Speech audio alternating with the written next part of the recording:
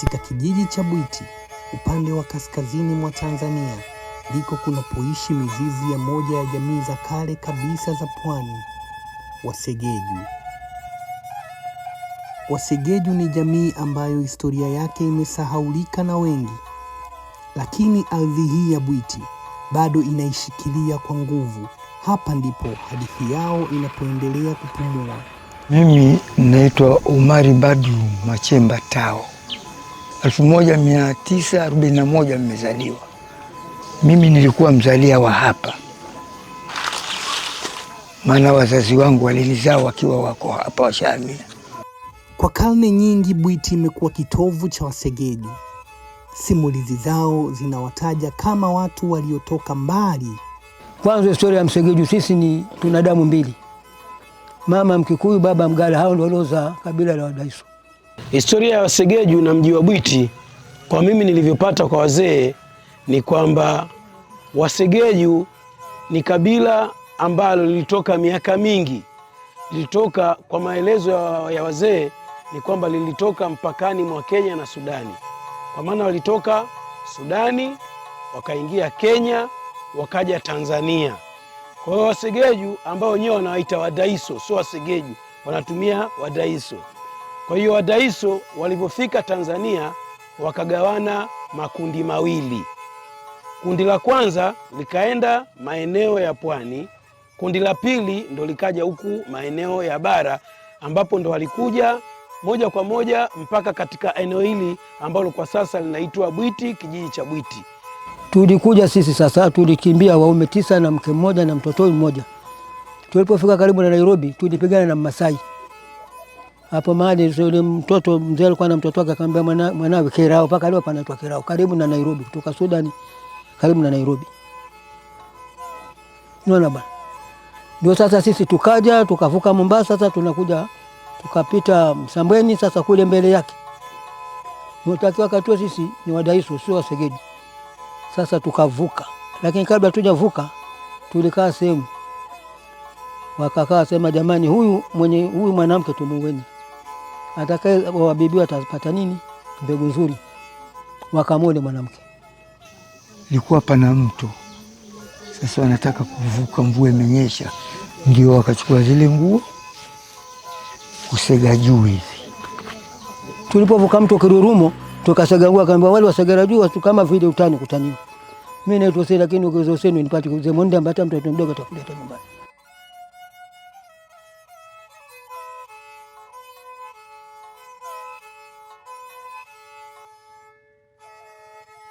Wasegeju mji huu wa Bwiti kwanza walianza kuwa mlimani, huu mlima unauona, wakateremka wakaja Mzizima, kuja Mzizima wakatawanyikana hapa, wakaja wakashuka. Lakini wakati huo wanashuka ni kwamba ilikuwa wakati walipokwenda juu milimani, ilikuwa walikwenda kwa ajili ya kukimbia vita. Ilikuwa nyakati hizo kuna vita ya Ujerumani, yani vita ya ukoloni. Kwa hiyo ndio mwanzo wa historia ilipokuwa wakaishi katika hicho hao maeneo ya Mzizima, wakaja wakateremka mmoja mmoja katika hali za kufuatilia mambo ya mashamba huku bondeni. Hatukuwa wengi sana, lakini tulifanya bidii ya kuoa kabila nyingine ili tukawafundisha maneno haya. Katika karne ya 18 na 19, Wasegeju Bwiti walijulikana kama walinzi wa milima na misitu, wakitumia ujuzi wao wa mikuki na mbinu za jadi kusimamia usalama wa vijiji vyao. Kuitwa Bwiti ni kwamba sisi kijikundi chetu cha kabila yetu tulikuja weka mji wetu. Sasa mji ule ikawa kama wewe unakuja kwa shari, yaani unakuja kwa vita. Sisi tunakudharubu mpaka unakufa, tunakula nyungu ili watu wasijue. Kula nyungu maana yake ni nini? Sema kula nyungu baba. Kula kiapo. Lugha, kula kiapo, mtu yoyote asizungumze kwamba yule tumemuua. Ndio bwi umenyamazishwa. Koko kwa kurome ngukwata ota. Ngukwata ota oyo Daiso ni silaha shatwakara niota koko kwa kurome ni diaka rakwe kameji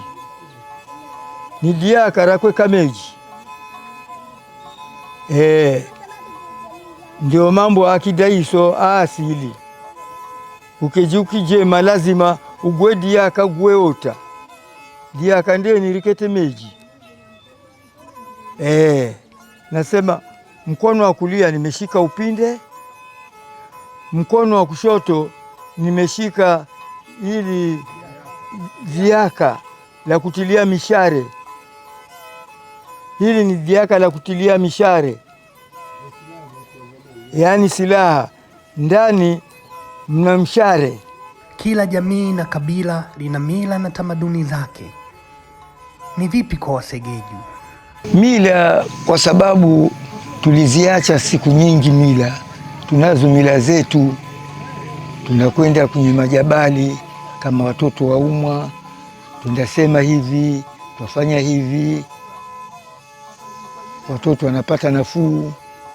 Ukimpeleka hospitali labda hapati nafuu, nitambiko hii, tunakwenda mtambikia, twasema pale uwe mzimu kama nduo mraja mwana move nafuu.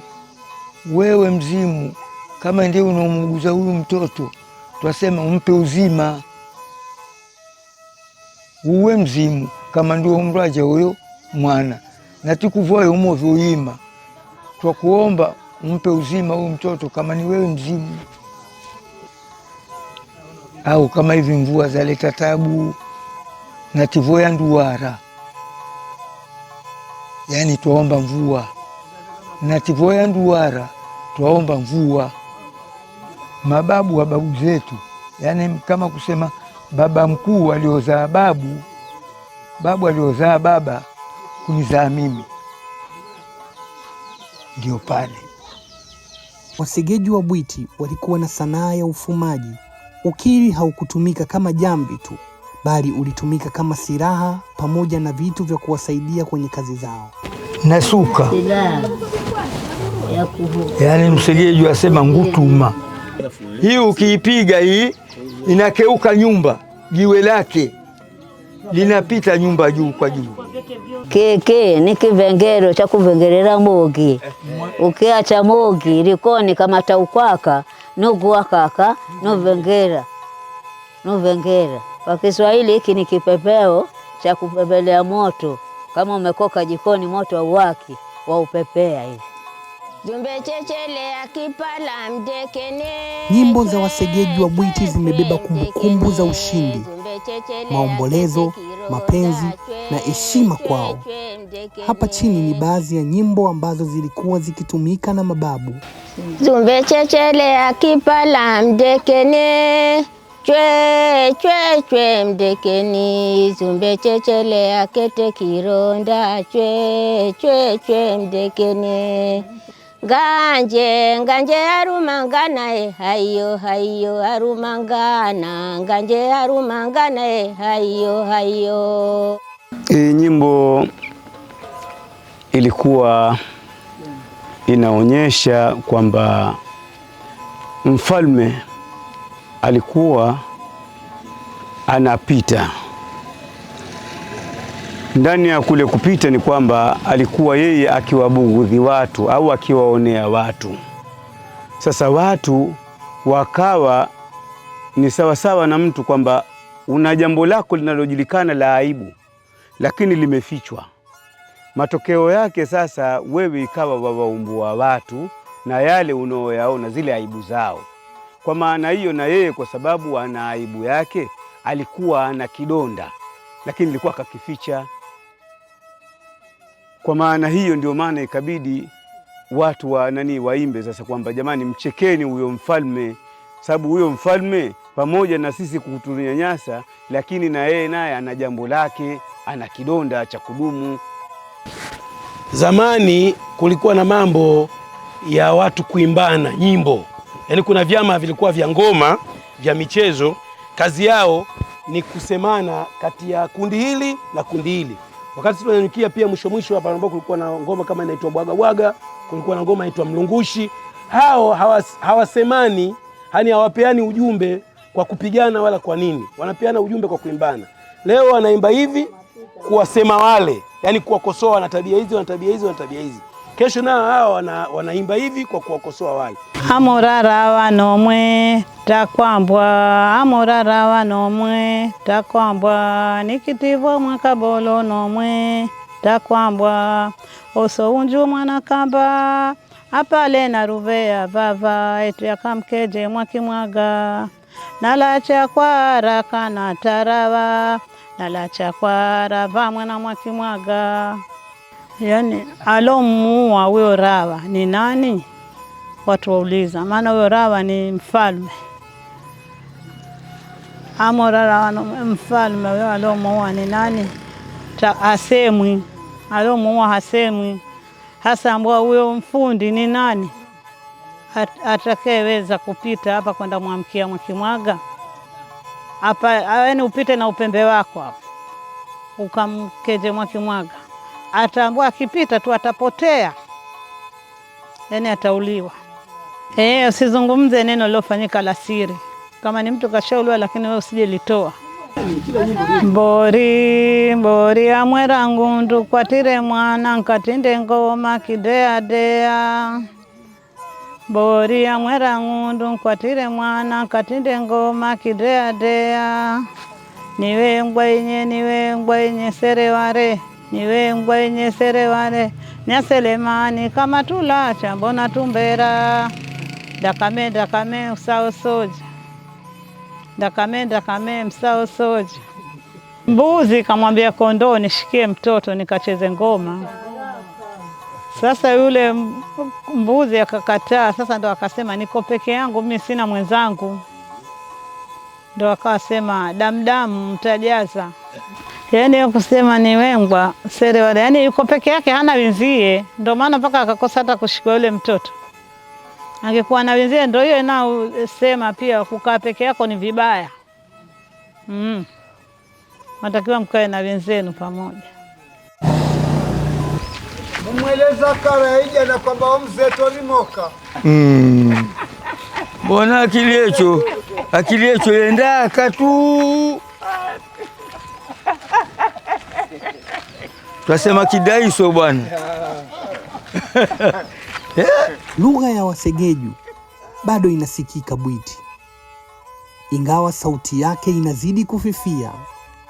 Bwiti leo ni kijiji kinachokuwa, lakini utambulisho wa Wasegeju unakabiliwa na changamoto, na lugha ya Kisegeju iko hatarini. Makabila yamechanganyikana na kabila hili letu ni kidogo, sio jingi sana. Haswa mashule. Hii kabila gani? Kuna kabila ya Mdaiso wanabezana. Mtoto wangu anaingia kwenye lugha nyingine, anaacha hii yake. Makabila mengine yamekuja kwa kasi, na kwa sababu asilimia kubwa wa Wasegeju uzazi wao umekuwa ni mdogo, kiasi kwamba kila anayeoa anaoa kabila jingine na anayeolewa anaolewa na kabila jingine, kiasi kwamba wanatawanyika kwenda katika maeneo tofauti. Baada ya kuzungumza sasa, inabidi sasa mtu aweze kutekwa kwa kuzungumza, kwa sababu kule anakokwenda inakuwa kuna makabila mengine ambayo itakuwa hayo ni wengi kuliko wao watakaokuwa wamewakuta watu. Kwa hiyo itakuwa wale ni wachache. Kwa hiyo watu wakiwa ni kidogo ni wepesi zaidi kuweza kufanyaje, kufinikwa na wale yani au kutekwa akili. Kama sio kutekwa akili, basi ni kutekwa kilugha. Kwa maana hiyo ile lugha yako itabidi lazima uizamishe ili ufuate ile lugha ulioikuta, ili uweze kuelewana na wale uliowakuta. Ni kweli kama mnavyosema kwamba lugha ya Wasegeju inaingiliwa na changamoto nyingi sasa hivi na iko hatarini kupotea, kwa sababu wenyewe Wasegeju kwanza walikuja wachache, na mbaya zaidi walikuja wanaume watupu inavyoelezwa. Kwa hiyo tokea asili yao kuingia walishachanganyika. Mimi nyumbani kwangu nimeolewa na Msambaa, watoto wote ni wa Kisambaa. Ukimwira kukala kangweredo kavara tamenya, ukimwambia kanchukulie shoka pale hajui, enda vara kwa jirani kagwere kituri tamenya, yani kanchukulie kinu hawezi kwenda kujua, sijui. Kuna kijana wangu ambaye yuko dukani pale aitwa Jumaa. Aniambia mimi bibi, kila siku nifundishe Kisegeju. Kweli nikifika pale namwambia, Jumaa ngumkeja ndevu. Haya wa mamata, kutana bibi. Haya ndio umesemaje? Namwambia ndio umelalaje, umeamkaje? Hivyo kidogo muda miezi hii. Sasa hivi anajua vizuri sana. Wa mamata. Yaani umeamkaje? Wa mamata. Umeamkaje? Wambata wasemaje? Wambata wasemaje? Nomweura nani yule? Nomweura nani yule? Hicho nkidaiso kamili. Sonkwere njoo nkwambie. Sonkwere njoo nkwambie. Ndeva nipe. Ndeva nipe. Tafasiri yake nipe, yaani ndeva nipe. Tokea tulivyoona hali hiyo ni kwamba sasa hivi twajitahidi katika hali za kufuatilia masuala ya kuandika baadhi ya maneno yale ambayo ni ya misamiati yaliyokuwa magumu, ambayo yana uwezekano wa kuweza kupotea kabisa, ikawa mtu hawezi kulielewa neno hilo. Lakini katika kijiji hiki cha Bwiti kuna nguvu mpya. Kizazi kipya cha Wasegeju kimeamua historia yao haiwezi kupotea. Hawa ni vijana wa Bwiti, kikundi kilichoanzishwa kwa lengo moja kuu: kufufua na kulinda utambulisho wa Wasegeju. Mimi ninaitwa Yasini Huseni Tundia, kabila Kidaicho au Msegeju, ni katibu au mtendaji mkuu wa kikundi hichi. Dhumuni la kuunda kikundi hiki, dhumuni letu kubwa sana mahususa, kama wenzangu walivyokwisha kuzungumza nyuma, kwamba dhumuni ni kukuza au kuimarisha au kutengeneza kabila letu la Kidaicho ili lisipate kupotea zaidi au kupata kufahamika.